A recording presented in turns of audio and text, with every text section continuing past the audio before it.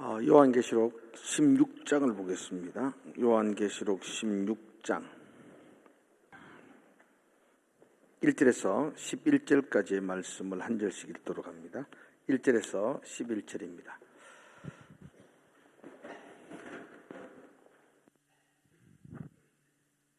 제가 먼저 1절 읽겠습니다. 또 내가 들으니 이 성전에서 큰 음성이 났어. 7 천사에게 말하되 너희는 가서 하나님의 진노의 7 대접을 땅에 쏟으라 하더라.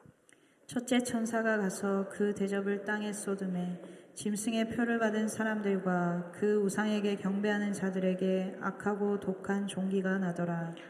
둘째 천사가 그 대접을 바다에 쏟음에 바다가 곧 죽은 자의 피같이 되니 바다 가운데 모든 생물이 죽더라. 셋째 천사가 그 대접을 강과 물 근원에 쏟음에 피가 되더라. 내가 들으니 물이 차지한 천사가 이르되 전에도 계셨고 지금도 계신 거룩하신 이여 이렇게 심판하시니 의로우시도다. 그들이 성도들과 선지자의 피를 흘렸으므로 그들에게 피를 마시게 하신 것이 합당하니이다 하더라. 또 내가 들으니 제단이 말하기를 그러하다 주 하나님 곧 전능하신 이시여 심판하시는 것이 참되시고 의로우시도다 하더라. 넷째 천사가 그 대접을 해에 쏟음에 해가 권세를 받아 불로 사람들을 태우니 사람들이 크게 태워진지라 이 재앙들을 행하는 권세를 가지신 하나님의 이름을 비방하며 또 회개하지 아니하고 주께 영광을 돌리지 아니하더라. 또 다섯째 천사가 그 대접을 짐승의 왕자에 쏟으니 그 나라가 곧 어두워지며 사람들이 아파서 자기 혀를 깨물고 같이 읽읍시다. 아픈 것과 종기로 말미암아 하늘의 하나님을 비방하고 그들의 행동을 회개하지 아니하더라. 아멘. 오늘 그 말씀 노트를 다 기록한 우리 친구들 시상 우리 상품 주겠습니다. 다이프의 김서연, 김예진, 장다정, 또 요셉부의 백주혜. 부르면 나오는 거야 빨리. 그래 가가지. 없나? 없어요. 그럼 제가 서도록 그렇게 하겠습니다. 니는 주혜? 백주혜? 다정이. 맞다. 아버지가 장성원 집사니까. 그래요. 예, 감사합니다. 귀한 곳에 잘 사용하겠습니다. 예배원 인사합시다. 하나님 우리와 함께 하십니다. 그렇게 인사합시다. 지금도 그 하나님이 우리 안에 우리 가운데 우리와 함께 하시는 줄로 믿습니다. 그래서 그 하나님과 동행하는 것, 그 하나님과 함께하는 것이 성도들에게 가장 큰 축복입니다. 이제 본격적으로 7 대접의 재앙에 대해서 한번 살펴보겠습니다. 조금만 볼륨 좀 낮춰주실래요? 아니 모니터를 좀 낮춰주시든지. 7 대접은 이제 16장에서부터 펼쳐지고 있습니다. 그러나 이 땅에 부어지는 7 대접의 재앙이 생소하고 처음 소개되는 재앙은 아닙니다. 제가 계시록을 하면서 여러분들도 계시록을 지금 이렇게 16장까지 했는데 다른 건 좀 잊어버리더라도 이거 하나는 꼭 기억하셔야 됩니다. 누가 물어보면 꼭 이야기하셔야 됩니다. 계시록은 시간적, 역사적 순서로 기록되지 않았습니다. 계시록은 점진적 또 반복적인 방법으로 기록했습니다. 이렇게 말하면 됩니다. 그러니까 1장 다음에 2장, 그게 시간적으로, 역사적으로 3장 다음에 4장 이렇게 계시록은 기록되지 않았고요. 계시록은 중요한 것을 더 깊이, 반복적으로 더 깊이 우리에게 설명해주고 있습니다. 계시록을 시간적, 상황적, 역사적으로 푸는 것을 우리는 세대주의라 이렇게 이름합니다. 그리고 계시록을 점진적으로 또 반복적으로 기록된 기법으로 기록되어 있다고 말하는 사람들을 대부분 학자들을 복음주의 학자라고 그렇게 말합니다. 여러분이 익히 많이 들으셨던 단어들이 있습니다. 혹시 7년 대환란이라고 들어보셨나요? 거기서 좀 더 하면은 뭐 전 3년 반, 후 3년 반도 들어보셨나요? 그렇구나. 휴거도 들어보셨나요? 예. 그런 단어를 쓰는 것이 바로 세대주의자입니다. 그런 것들로 해석하는 것이 다 역사적 시간적으로 해석을 합니다. 이 땅의 재앙이 뭐 7년 동안 있던 다느니 마지막 때 7년간 재앙이 임하고 전 3년이 있고 후 3년이 있고 계시록은 그런 내용이 일체 없습니다. 그렇지 않습니다. 그렇게 아니요, 저는 그렇게 없다고 믿고 그렇게 해석합니다. 저는 그렇게 재앙이 그렇다고 보지 않습니다. 주님 반드시 재림할 겁니다. 공중의 권세자 나팔 부는 소리로 재림할 겁니다. 그건 변함이 없는 겁니다. 그런데 영화나 소설처럼 나팔 불 때에 믿는 자들이 휴거되고 난 다음에 휴거되지 못한 남은 자들은 7년 대환란을 겪고 그런 거 없습니다. 주님 재림하면 이걸 일본말로 시마이라 합니다. 끝납니다. 거기에 먼 7년이 더 있고 그런 거 없습니다. 그 앞전에 우리는 다 고난과 시련과 훈련을 겪고 공중에서 주님 재림하시면은 하나님 다시 오시면 더 이상이 없습니다. 새하늘과 새 땅으로 우리가 옮겨지고 거기서 영원한 하나님의 나라가 됩니다. 천년왕국이라는 이야기도 나오겠지만 다시 그때 되면 제가 설명을 하겠지만 저는 그렇게 봅니다. 이게 복음적인 해석입니다. 그러기에 우리가 지금 재앙에 대한 순서를 보고 있는데요. 인의 재앙, 나팔의 재앙, 대접의 재앙이 이렇게 순서로 나오니까 세대주의 시간적 역사적으로 해석하는 사람들은 인의 재앙이 끝나고 그 다음에 나팔 재앙이 또 이어지고 끝나면 대접의 재앙이 또 마지막 재앙으로 이어진다라고 해석할 수 있습니다. 시간적으로 순서적으로 역사적으로 보면 그렇습니다. 그런데 점진적으로 반복적으로 보는 저 같은 경우의 해석은 그렇지 않습니다. 인의 재앙이나 나팔의 재앙이나 대접의 재앙은 같은 이야기입니다. 앞면을 보면서 인의 재앙은 하나님이 우리 이 땅에 펼쳐질 재앙의 앞면이라면 앞면이 아닙니다. 앞면이라고 해석한다면 나팔의 재앙은 뒷면이고 대접의 재앙은 위에서 보는 각도고 이렇게 다양한 방법으로 점진적으로 반복적으로 입체적으로 우리에게 설명하고 있다는 것입니다. 스포츠 이렇게 보시지 않습니까? 이렇게 축구 경기하면 골 넣고 나면 이렇게 비주고 막 뒤에서도 비주고 막 위에서도 비주고 그러지 않습니까? 그렇죠, 그죠? 그런 것처럼 그런 슬로우 비디오를 비주는 것처럼 인의 재앙을 통해서 이쪽 면을 나팔 재앙과 대접 재앙을 통해서 또 이쪽 면을 이렇게 반복적으로 보여준다. 그러니까 오늘 우리가 함께 봐야 될 이 대접이 쏟아지는 재앙 역시 앞에서 봤던 나팔을 불 때 일어났던 재앙이나 인을 뜰 때에 일어났던 재앙과 다를 바가 없습니다. 제가 쉽게 도표를 하나 만들어 왔는데요. 보이죠?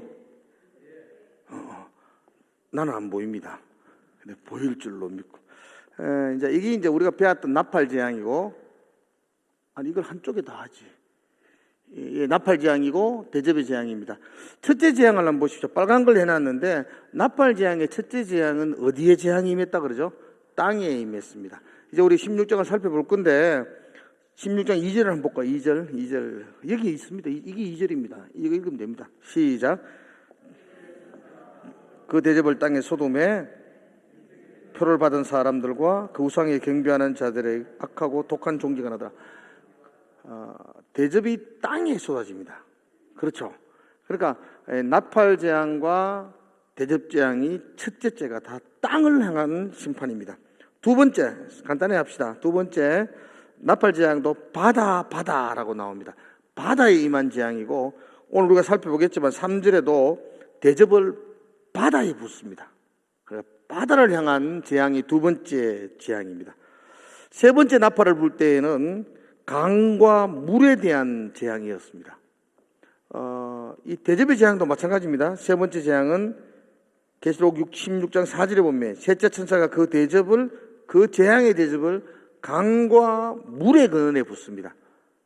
똑같이 강과 물을 심판하는 것입니다. 네 번째 재앙은 해, 달, 대접도 마찬가지입니다. 네 번째 재앙은 해에 부어집니다. 똑똑하게 잘하시네.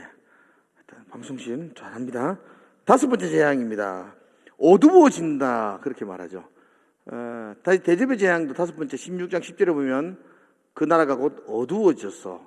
사람들 앞에서 자기 해를 깨문다 라고 말합니다. 어두움의 재앙이고, 여섯째 재앙을 보죠. 여섯째 재앙을 보니까 큰 성 유브라데 강에게 재앙이 쏟아지고, 대접 재앙도 마찬가지입니다.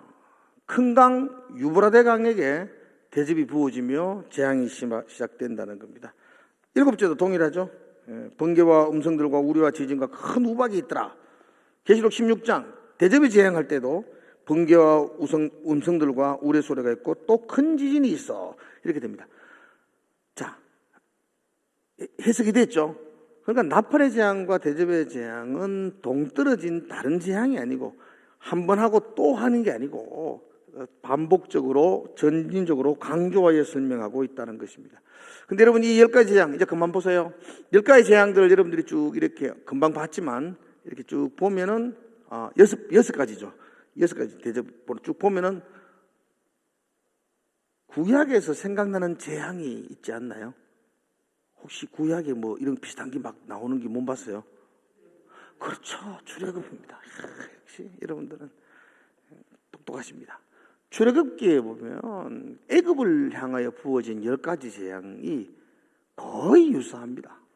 거의 나일 강에게 부어진 재앙, 그리고 막 해와 달에 대한 재앙, 하여튼 거의 유사합니다.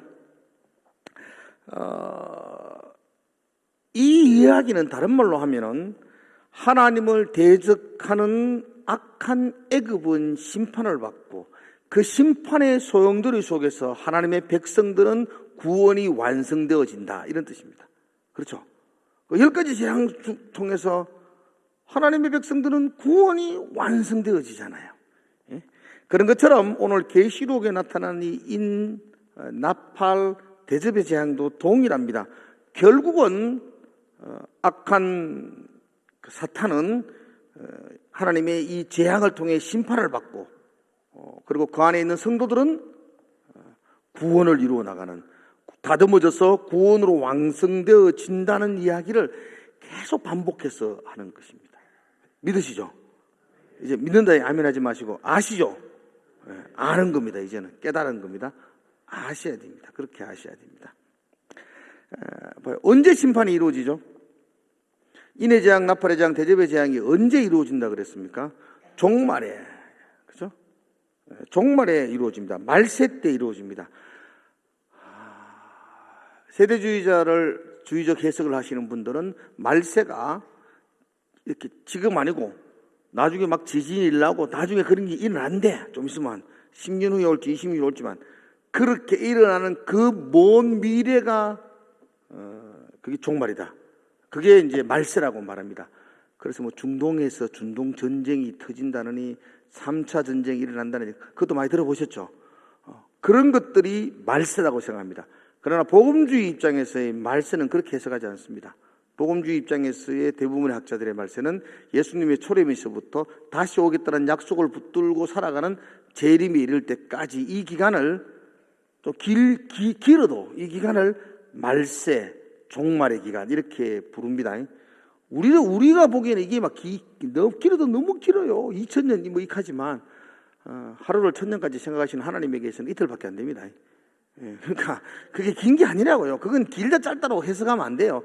하나님이 오시겠다고 했던 그 기간이 마지막 때 종말이라고 말합니다. 그러므로 여러분과 저는 지금 종말을 살아가고 있습니다. 맞죠? 종말의 신앙으로 살아가고 있는 게 우리의 신앙입니다. 종말의 신앙으로 살아가고 있다는 이야기의 다른 의미는 지금도 동일하게 여기에 나타난 재앙들이 이 땅 구석구석에서 우리들 가운데서 일어나고 있다는 것입니다. 지금도 재앙과 하나님의 심판이 지금도 일어나고 있습니다. 그럼 우리는 그 하나님의 심판 막 그렇게 일어나는 이 세상 속에 사는 우리들은 하나님의 심판을 받을까요? 안 받을까요? 그렇죠. 잘 모르겠죠. 그 속에 몸담고 있는데 어떻게 우리가 그런 것들을 전혀 상관없이 우리만 잘 먹고 잘 살 수 있겠어요? 그 심판에 우리 역시 노출되어져 있습니다. 그죠? 그러므로 안 믿는 사람이나 우리나 똑같이 예수를 반대하고 적대적하는 그 마귀들이나 우리나 똑같은 여기 나오는 재앙들의 심판을 받는다. 이렇게 보지는 않습니다. 그죠? 출애굽할 때에도 어떤 재앙들은 유대인들에게는 이스라엘에게는 임하지 않았습니다. 그리고 오늘 계시록에도 동일하게 이 재앙들이 땅에 임할 때에 하나님이 독수리 날개를 품어서 우리를 보호하신다 그랬죠. 광야에 피할 바위를 준비하신다고 말씀을 드렸죠. 12장, 13장, 14장 할 때에. 그곳에서 며칠 동안 피한다고요? 1260일 동안 한때, 두때, 셋때, 반때를 41개월을 동일합니다. 이게 종말의 시간을 말합니다. 그러므로 종말의 시간에 이 땅에 재앙이 임할 것입니다. 그런데 하나님은 우리를 독수리 날개처럼 보호하시고 피할 바위 속에서 우리를 지켜주신다. 완전히 재앙이 임하는 것에서 분리되지는 않습니다. 우리가 동떨어져가 먼 밭에 재앙을 보는 게 아니고 동일하게 그 재앙이 임하는, 심판이 임하는 그 세상 속에 우리가 발을 디디고 살아가고 있지만 그때마다 하나님이 우리를 지켜주십니다. 가끔 재앙 비슷한 것도 받죠? 안 받아요? 내만 받나? 질병 있나요? 질병이 재앙이죠. 어떨 때는 질병도 당하죠. 사업에 망하기도 하죠. 그죠? 어려움도 당하지 않습니까? 고난도 받습니다. 죽어요. 여기 이런 재앙에게 우리는 예외일 수는 없습니다. 그러면 안 믿는 사람이 받는 재앙과 우리가 당하는 재앙이 똑같냐? 그렇지 않습니다. 안 믿는 사람들, 세상을 적대하는 적그리스도가 받는 재앙들은 하나님의 심판입니다. 심판. 우리는, 제가 12장에 할 때 그런 이야기인데, 우리는 이 땅에서 하나님께 훈련을 받습니다. 그걸 연단이라 그러기도 합니다. 그죠? 그래서 자녀이면, 그죠? 고난이 있다 그랬잖아요. 고난이 없으면 사생하여 참아들이 아니라 그랬지 않습니까? 이 땅을 살아가는 동안에 우리는 그런 고난을 받습니다. 그러나 그 고난은 우리의 구원을 완성시키시는 하나님의 훈련입니다. 우리는 그 고난을 통해서 정금같이 나올 겁니다. 우리는 그 고난을 통해서 하나님의 마음을 깨닫고 우리의 구원이 완성되어지게 될 것입니다. 그래서 고난 받을 때에 즐거워하십시오. 와, 또 한 학년 진급한다 이렇게 생각하셔야 됩니다. 뭐 내가 잘못해가 이렇게 고난 받노 그런 생각하지 마십시오. 여러분들에게 말하는 고난은 더 깊이, 더 성숙되게, 더 구원의 아름다운 모습으로 다듬어 가시는 하나님의 연단이고 훈련입니다. 자, 이제 구체적으로 안에 본격적인 대접의 그 재앙들을 한번 살펴보겠습니다. 그리고 영적인 부분들도 한번 짚고 넘어가겠습니다. 2절에 한번 봅시다. 첫째 천사가 가서 그 대접을 땅에 쏟음에 짐승의 표를 받은 사람들과 그 우상에 경배하는 자들에게 악하고 독한 종기가 나더라. 그렇게 말합니다. 짐승의 표를 받은 사람들. 그러니까 계시록은 그 상징적으로 뭐라 그랬죠? 666이라 그랬잖아요. 우리는 왜 666이지?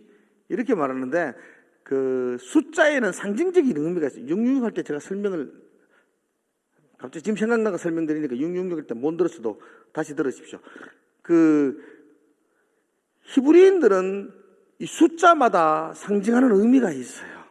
그죠? 그러니까 4 그러면 우리는 뭐 상징하죠? 죽을 사자 생각하죠. 근데 히브리인들은 4 그러면 땅을 말해요. 동서남북. 4, 땅 이렇게 말합니다. 3 그러면 뭐라고 말할까요? 히브리인들은 3 그러면 하늘을 말해요. 산청청 이렇게 말하는 거죠. 하늘을 의미해요. 그래서 4와 3, 땅과 하늘을 다 합치면 그게 완전하다는 게 7이에요. 7. 7은 완전한 거라는 거예요. 그래서 히브리인들은. 그럼 7에서 하나 빠진 건 6은 불완전한 거라는 거죠. 그게 사탄의 숫자입니다. 그래서 그 6이 3개나 겹쳐졌어요. 666. 악하고 악하고 악하더라. 그런 겁니다. 그러니까 666은 그래서 사탄을 상징하는 숫자입니다. 제가 말했죠. 이것을 입 맞는 거 이런 거 머리에 도장 찍고 이런 거 아니라 그랬죠. 666은 세상 권세와 사탄에게 소속되는 거, 이 소속의 문제라 그랬죠. 거기에 소속되고 거기에 순종하고 거기에 지배를 받는 사람들은 666 입맞은 자고, 하나님에게 소속되어서 하나님의 지배를 받고 하나님께 순종하는 사람은 14만 4천이라 그랬죠. 이야기했습니다. 이 짐승의 표를 받은 사람들, 그건 666을 받은 사람들입니다. 우상에게 경배하는 자들입니다. 그들에게 종기가 임한다, 그렇게 말합니다.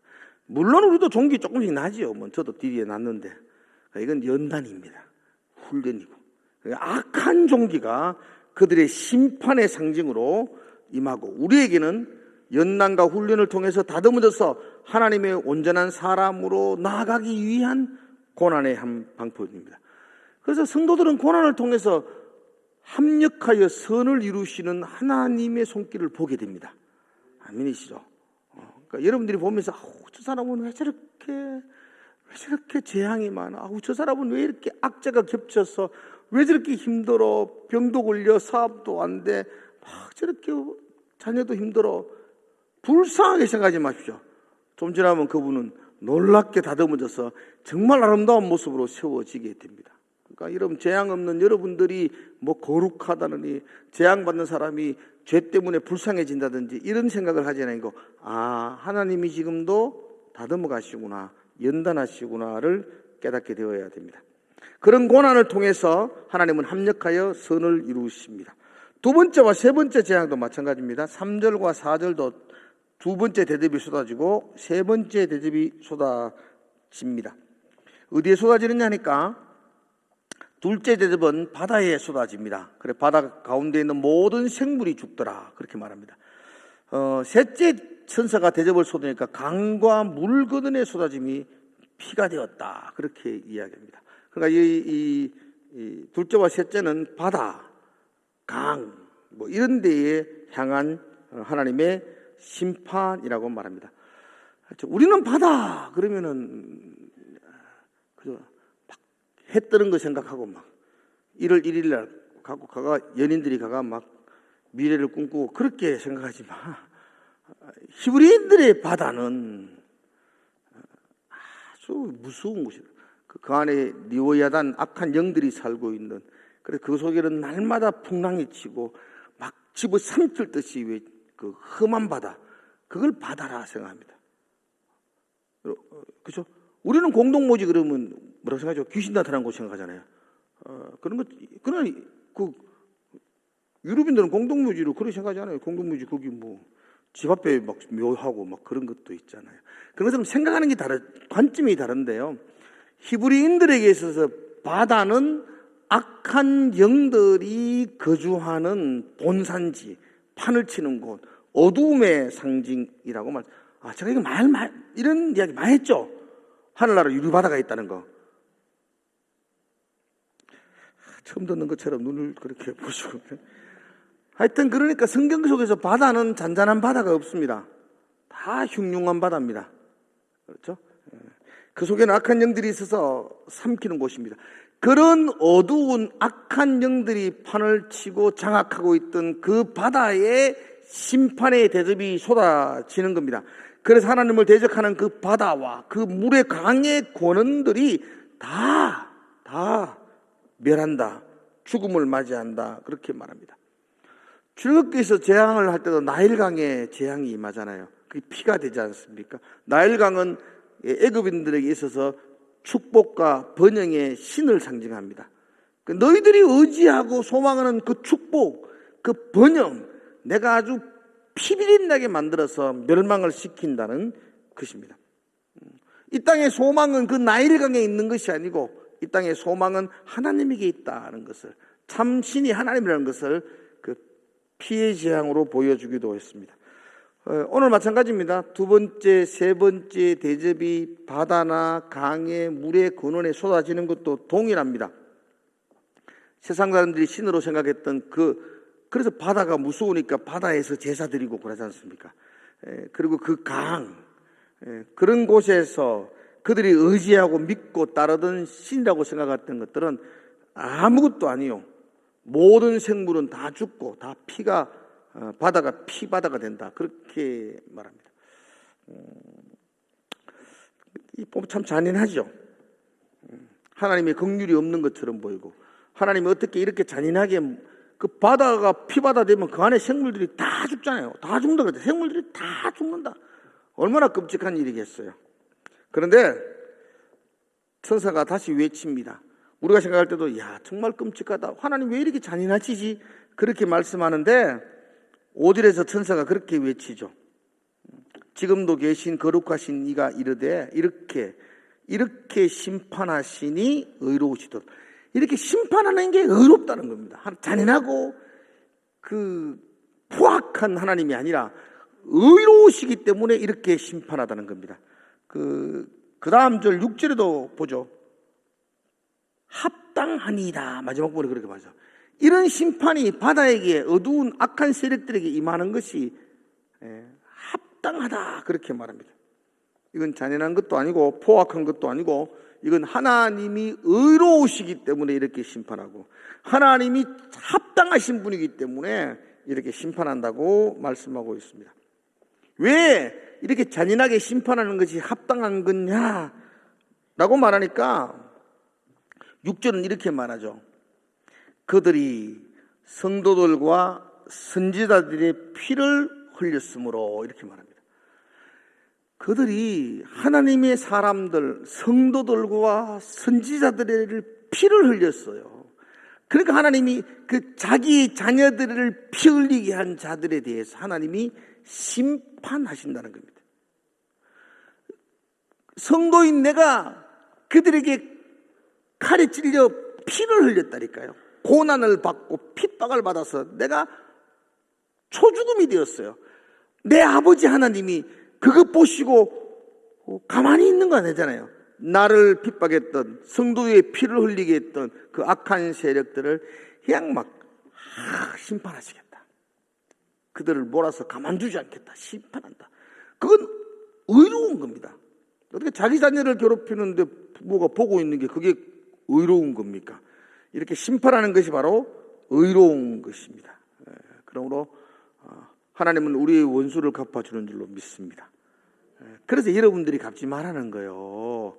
그 원수 사랑해 주라는 거예요. 하나님이 갚으실 거예요. 여러분이 안 갚아도, 여러분이 그들에게 원수를 안 갚아도 하나님이 갚아주십니다. 할렐루야. 남편을 너무 미워하지 마십시오. 원수가 내 집안에 있다 이렇게 하면서 그러지 마십시오. 하나님이 갚으십니다. 자, 근데 문제는 정말 문제는 내가 지금 이 땅에서 여기 말하는 성도들이 피 흘린다 그랬는데 그런 사탄과 영적인 존재들에게 고난을 받아 피 흘림을 당한다 그랬는데 지금 우리가 이 땅에서 피 흘림을 당하고 있느냐 하는 것입니다. 예수의 복음의 십자가 때문에 이번 한 주간 동안 여러분 피 흘린 적이 있나요? 직장에서 조롱과 멸시를 받은 적이 있나요? 거룩하게 살겠다는 그 마음 때문에 사람들에게 그냥 왕따를 당하고 손가락질을 당하고 비난을 당하신 경험이 있으신가요? 오늘 이 요한계시록은 당시 초대교회 성도들은 이거 읽으면서 그렇게 울었대요. 감격해서 너무나 위로가 된대요. 너무 힘들잖아요. 지금 막 이 깊은 지하감 카타콤 같은 곳에서 여러분 터키의 갑바도기아 가보면요 그 당시 사람들이 땅을 파고 도망가가 숨었던 그 카타콤이 11층까지 있다 그래요. 어떨 때는. 그러니까 보통 로마 군인들이 그 들어가면 길이 잡히기 때문에 못 들어간다는 거예요. 그게. 그래서 익투스라는 그 물고기 그림을 해놔서 그 그림 따라오면 되는다고. 그걸 암호를 그래 정해놨다고요.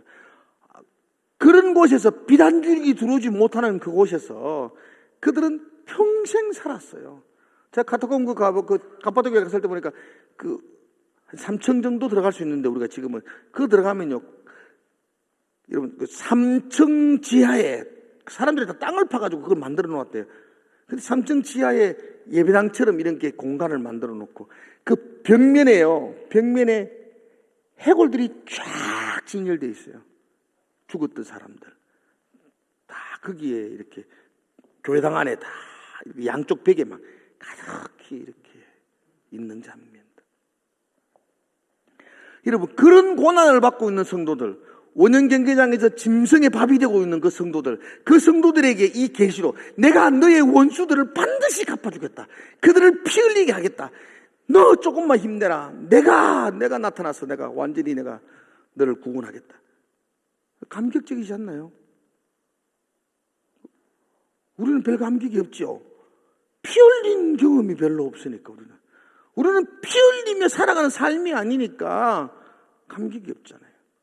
제전을 하면서도 우리 성도들에게 내가 그렇게 말해요. 주님 재림하시는 걸 기대하시느냐고. 좀 이따 오면 좋겠다 이런 말하는 사람들은 많아요. 여러분, 우리 어머니 때만 해도 제 어머니만 해도 주님 빨리 왔으면 좋겠다. 그렇게 고대했어요. 주님. 여러분의 어머니들은 그렇게 고대했다고요. 하루 눈 뜨고 사는 게 너무너무 힘들고 어려워서 주님 빨리 오십시오 그렇게 고대했는데, 그런데 오늘 계시록에서 내가 곧 가겠다, 반드시 가겠다, 속히 가겠다, 내가 가면 너를 피 흘리게 했던 원수들을 내가 완전히 심판하겠다. 그러니까 이 책 읽으면서 눈물이 나죠. 우리는 주님이 곧 오겠다 그러면 막 우리가 두려워 떨어요. 그냥 벌벌 말할 때는 막 아멘 주 예수에 어서 오십시오 하고 진짜 온다 하면 막 어쭈 와줘 그래요. 하여튼 여러분, 사실은 복음으로 인하여 조롱받는 자리에 내가 있는가? 여러분, 예수를 십자가에 못 박았던 이 세상은 변하지 않았습니다. 그러므로 그 뒤를 따라가는 성도들도 동일하게 이 땅에서는 비웃음과 조롱을 받으며 살아갈 수밖에 없습니다. 그게 우리의 피 흘림입니다. 그럼 피 흘림의 흔적이 있을 때에 하나님의 임재하셔서 심판을 선포할 때에 감동이 있습니다. 지금도 여러분 싸우셔야 됩니다. 그렇게 적당히 타협하고 살아가니까 피 흘림이 없지. 지금도 거룩과 진실을 붙들고 싸우시면 지금도 직장 속에서 피 흘림을 당합니다. 에베소서 6장에 보면 바울이 에베소 성도들에게 권면하기를 하나님의 전신갑주를 입으라 그렇게 했습니다. 여러분, 그 전신갑주 이거 완전 무장 아닙니까? 완전 무장해서 세상과 나가라는 겁니다. 왜 무장해야 됩니까? 싸워야 되기 때문입니다. 지금도 우리는 피 흘리기까지 싸우는 싸움이 있습니다. 공중에 약한 권세 잡은 자들과 영적인 전쟁터에서 우리가 살아가고 있는 것입니다. 그죠? 조금만 타협하고 조금만 비겁하게 하면 그런 피 흘림이 없지만 지금도 거룩과 진실을 붙들고 살아갈 때 우리에게 지금도 동일하게 고난과 피 흘림이 있습니다. 그래서 우리는 유람선을 타고 유자작하게 관광하는 사람들이 아니고 군함을 타고 전투에 임하는 군사들이라고 성경은 거듭거듭 이야기합니다. 내일 하루도 전쟁에 임하는 군사의 삶을 살아내시기를 축복합니다.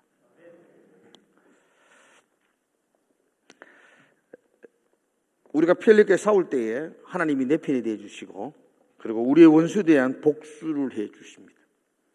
성경 속에 나오는 사람들, 아브라함 이렇게 보면서 와, 아브라함 대단하다. 어떻게 그럴 수 있지? 와, 그때 백세에 얻은 아들을 모리아산으로, 우와, 대단하시다. 그걸 감탄하라고 적어 놓은 게 아니지 않습니까? 우리가 지금 언제까지나 그 나무의 삶을 보면서 우와, 요셉, 우와, 대단하다. 이렇게 감탄만 하고 인생을 끝나겠습니까? 그들도 우리와 똑같은 이 세상에서 육신을 잃고 살아갔던 사람들입니다. 그죠? 우리도 그들처럼 살겠다는 싸움이 우리 가운데 있어야 하잖아요. 지금 이 시대도 아브라함처럼 살겠다고 다짐하고 요셉처럼 살겠다고 다짐하고 한 발 한 발 살아가면 피 흘림이 있죠. 왜 피 흘림이 없을까요? 조롱과 멸시가 왜 없을까요? 여러분, 베드로나 바울, 다윗 뭐 특별한 사람들은 아닙니다. 우리하고 똑같은 사람들입니다. 그런데 그들은 주의 말씀을 읽고 전신갑주를 입고 그냥 싸웠던 사람입니다. 그렇게 싸우니까 하나님이 그들의 편이 되어 주셔서 이기는 감동을 누리게 해 주셨습니다. 지금도 마찬가지입니다. 싸우면 이깁니다. 성령께서 도와주십니다. 우리 편이 되어 주십니다. 우리의 원수들을 심판하십니다. 우리 흐르는 피를 닦아주십니다. 그리고 우리를 주의 독수리 날개 아래 품으듯이 우리를 품어 보호해 주십니다. 자, 8절에 11절을 또 한번 봅시다. 넷째 천사, 넷째 대접을 부어지게 됩니다. 다섯 번째 또 대접도 그 다음에 부어지죠. 넷째 대접이 부어지자 여기 이렇게 말합니다. 해가 솟아나고 해가 권세를 받아 불로 사람들을 태우니 이렇게 말합니다. 여러분, 해가 권세를 받아. 그러니까 좀 그렇다. 해가 정신이 나가가지고 열이 너무 나가지고 사람들이 그 햇빛에서 탈 지경일입니다. 우리나라가 온도 올라가면 몇 도까지 올라가죠? 36도 막 이러 올라가죠. 힘들죠. 해가 온도가 조금만 올라가도 얼마나 힘든지 모르겠습니다. 제가 잊을 수 없는 뭄바이 갔을 때 인도 같이 갔잖아. 우리 죽을 뻔했습니다.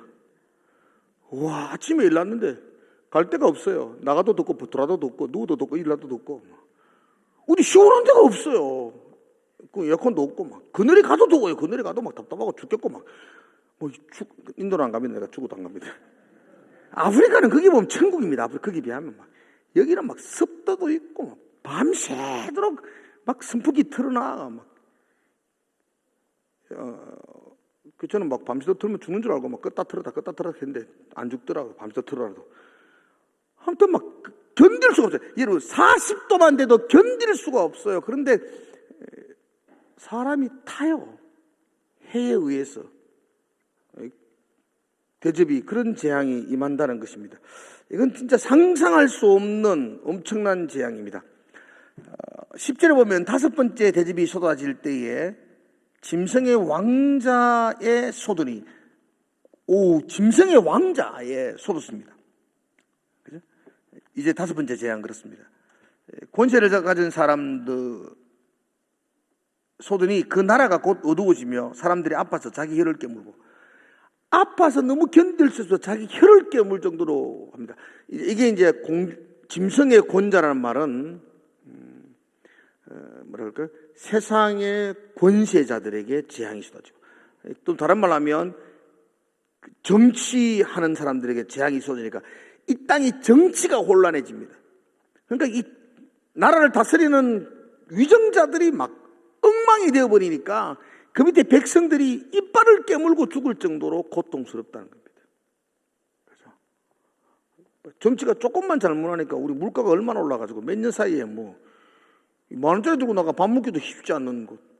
옛날에 10,000원 들고 나가면 밥 먹고 3,000원 남았어요. 이게 몇 년 전이었어요, 바로.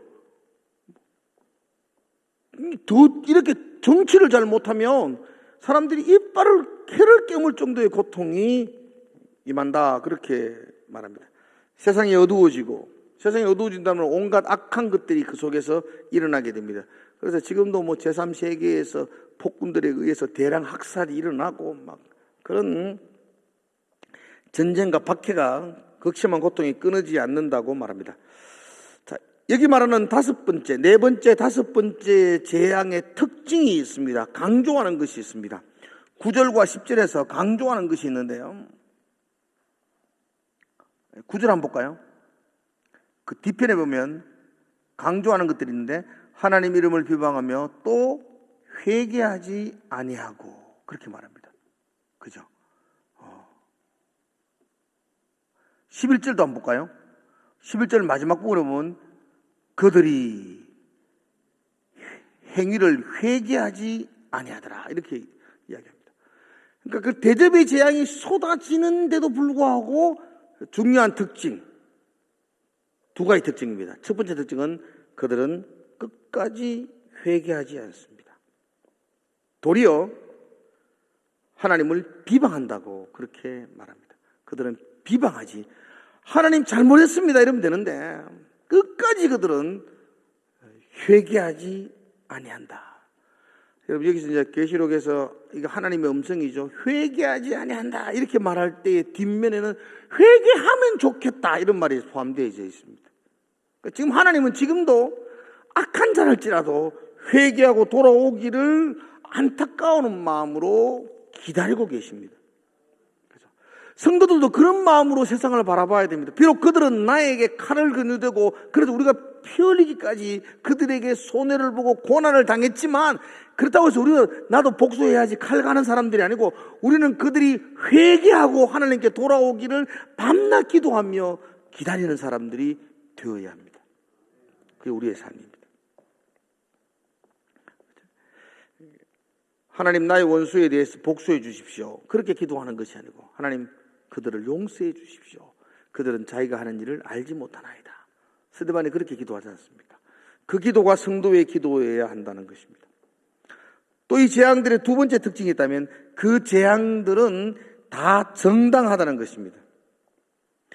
회개하지 않는 사람들에게 심판이 임하는 것은 당연하다는 것입니다. 여전히 하나님을 비방하는 사람들에게 심판의 하나님이 임하는 것은 지극히 당연한 것이다. 요즘도 어떤 사람들은 그런 말을 합니다. 하나님은 사랑의 하나님인데 그 사랑의 하나님이 어떻게 세상 사람들을 지옥으로 보내나, 그래서 지옥이 없다, 그런 사람도 있습니다. 아닙니다. 권면하고 돌이키라고 강조해도 돌이키지 아니하고 여전히 회개하지 않는 자에게는 하나님의 심판이 있습니다. 지옥이 있습니다. 그게 공정한 것이고 그게 의로운 것이라고 성경은 말씀하고 있습니다. 그럼 하나님의 심판이 있기에 오늘 우리가 위로를 받습니다. 그렇죠? 자, 결론을 짓겠습니다. 오늘 본문의 말씀에 대한 결론입니다. 이 결론은 기억하시면 좋겠어요. 여러분들이 기억하십시오. 이 세상에서는 하나님의 그 재앙에 우리도 노출되어져 있다. 그래서 우리도 아플 때도 있고 고난받을 때도 있고 속상할 때도 있고, 그러나 그것은 하나님의 심판이 아니요 훈련이고 연단입니다. 세상은 이 심판으로 멸망과 지옥을 당하지만 우리는 이 연단과 훈련을 통해서 우리는 하나님의 백성으로 다듬어지고 구원이 완성되어집니다. 이런 구원의 완성되는 과정 속에 저와 여러분들의 매일매일의 삶 속에서 피 흘림, 거룩과 의와 말씀을 붙들고 삶을 살아가는 그 삶으로 인하여 당하는 고난은 피할 수가 없습니다. 그래서 우리는 거룩한 피 흘림이 우리에게도 있고, 때로는 우리는 조롱과 멸시를 받고 비난을 당하기도 합니다. 그러나 하나님이 우리 편이십니다. 성경은 하나님이 반드시 내가 그 너를 피 흘리는 자들에 대한 복수를 해야겠다, 하나님이 갚아주겠다, 그렇게 말씀하고 있습니다. 오늘도 저와 여러분들이 거룩한 피 흘림의 싸움을 싸우시기를 축복합니다. 그리고 그 싸움에서 성령님의 도우심을 경험할 수 있기를 축원합니다. 그 성령으로 말미암아 승리하기를 주의 이름으로 축원합니다. 기도하겠습니다. 하나님 아버지,